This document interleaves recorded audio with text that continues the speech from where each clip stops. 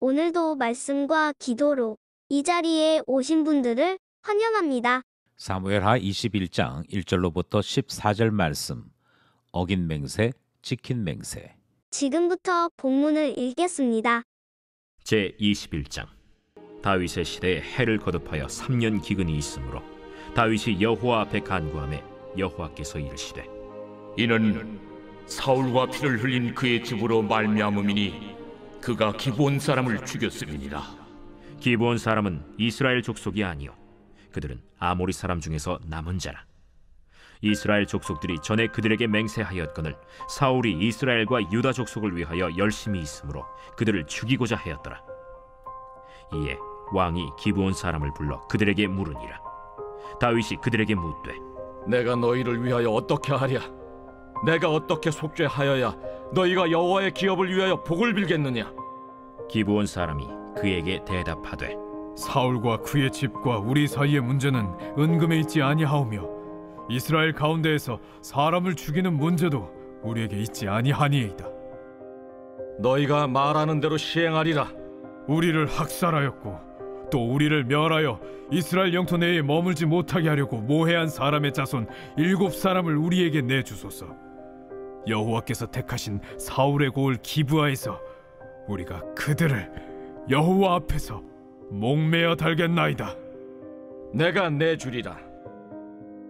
그러나 다윗과 사울의 아들 요나단 사이에 서로 여호와를 두고 맹세한 것이 있으므로 왕이 사울의 손자 요나단의 아들 무비보셋은 아끼고 왕이 이에 아야의 딸 리스바에게서 난 자 곧 사울의 두 아들 알모니와 무비보셋과 사울의 딸 메랍에게서 난 자 곧 무홀랏 사람 바르실레의 아들 아드리엘의 5 아들을 붙잡아 그들을 기브온 사람의 손에 넘기니 기브온 사람이 그들을 산 위에서 여호와 앞에 목매어 달매 그들 7사람이 동시에 죽으니 죽은 때는 곡식 베는 첫날 곧 보리를 베기 시작하는 때더라.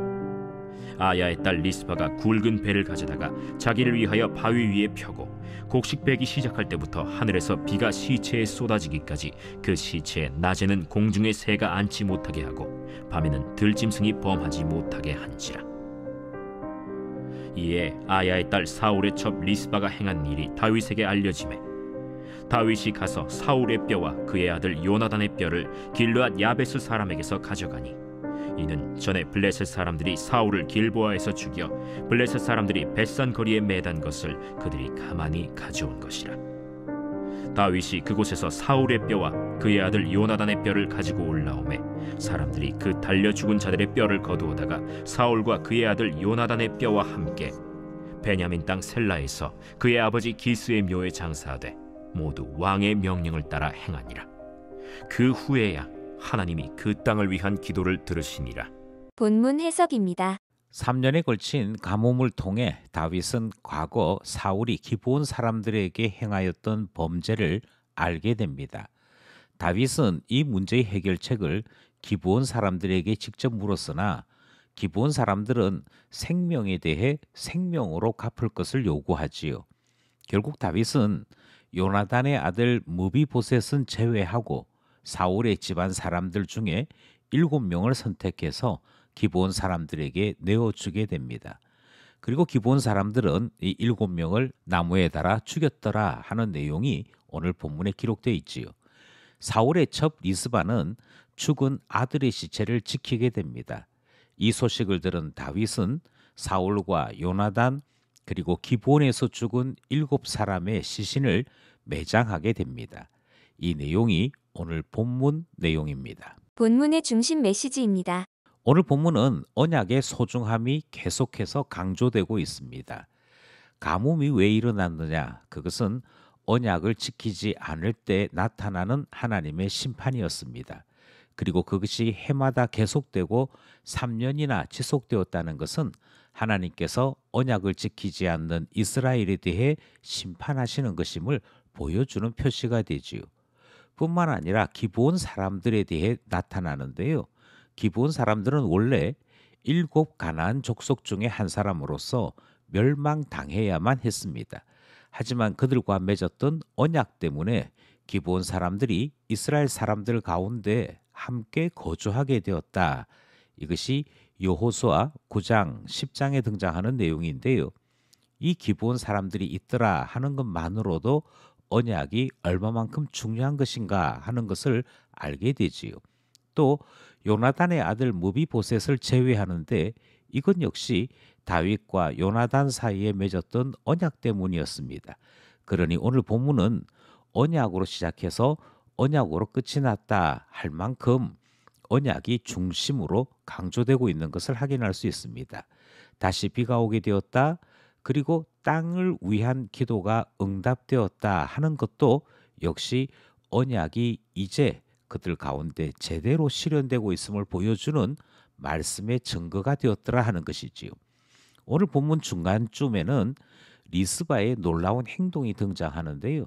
이 행동 역시 그가 언약에 대해 하나님의 긍휼을 구하고 있는 것임을 확인하게 됩니다. 이처럼 오늘 본문은 언약은 소중한 것이다. 그러므로 신자는 반드시 약속한 것을 지켜야 한다 하는 강조점을 듣게 되는 것입니다. 두 번째 중심 메시지는 대표성과 연속성이 강조되고 있습니다. 이스라엘의 왕 사울이 어떻게 범죄했는가 하는 것을 우리는 알게 되지요. 그런데 이 범죄에 대한 해결을 다윗이 떠맡습니다. 그런가 하면 사울의 범죄로 말미암아 사울의 아들들이 떠맡습니다. 이로 보건대 이스라엘의 대표성과 연속성이 오늘 본문에는 강조되고 있는 것을 확인할 수 있습니다. 죄는 반드시 해결해야 된다. 우리는 본문에서 배우게 되는 것이지요. 마지막으로 은혜가 강조됩니다. 하나님께서 범죄한 이스라엘이나 범죄한 사울 집안에 대해서 심판으로만 일관하지 않으십니다. 주의 긍휼을 구할 때 주님께서 긍휼을 베푸시고 주의 긍휼로 말미암아 은혜가 임하는 것. 그래서 다시 비가 오고 다시 땅이 회복되고 다윗 왕조가 하나님의 은혜 안에 굳건하게 되는 이와 같은 모습들이 본문에는 강조되고 있는 것이지요.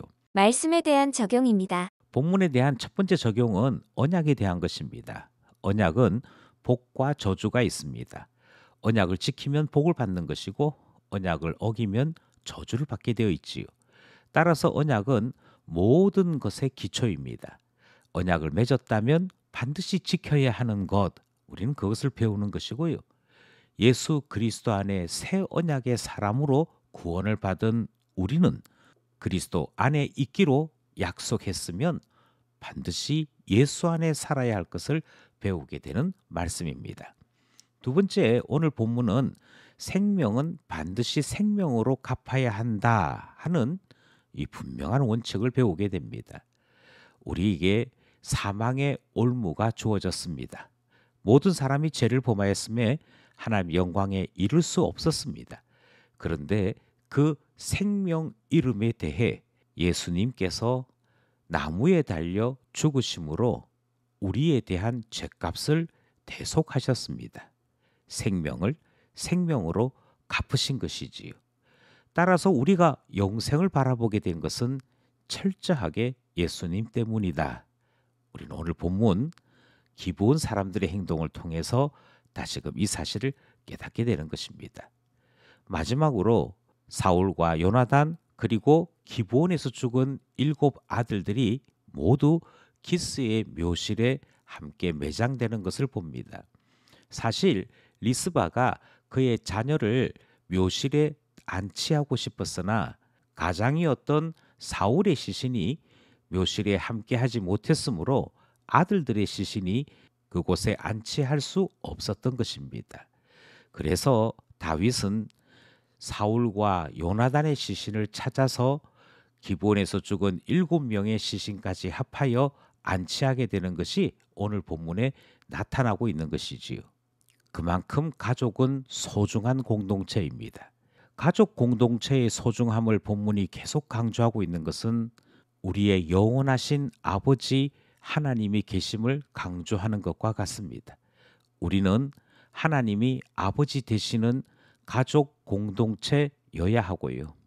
그리고 하나님의 가족 공동체만이 영원한 하나님 나라에서 함께하는 지체가 된다는 사실을 기억하게 되는 것이지요. 오늘도 말씀과 기도로 언약 안에 살고 대속의 은혜를 누리며 하나님의 가족으로 살아가는 우리 모두 되기를 간절히 소원합니다.